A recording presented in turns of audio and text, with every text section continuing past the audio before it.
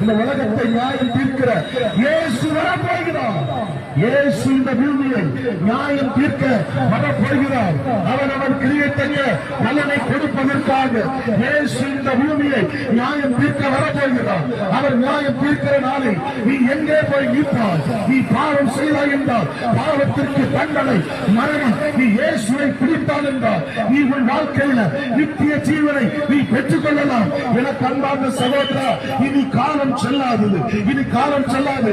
இனி இயேசு ஒரு குழந்தையாய் இனி வரமாட்டார். இனி இந்த இயேசு இந்த பூமியை நியாயம் தீர்க்கிற நியாயாதிபதியாக இயேசு இந்த பூமியில் மீண்டும் வரப்போகிறார். அந்த வருகை எப்படி இருக்கும் என்றால் வானத்தில் இருக்கிற நட்சத்திரங்கள் கீழே விழும், சூரியன் முழுதாக மாறும், சந்திரன் சிவக்காக மாறும், பூமி முழுவதும் இருண்ட காலம் இனி வரப்போகிறது.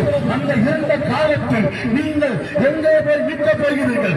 அந்த இருண்ட காலத்தில் உங்களை விடுதலையாக்க இயேசுவால் மாத்திரமே முடியும். வேறொருவராலையும் உங்கள் வாழ்க்கையை விடுதலையாக்க முடியாது.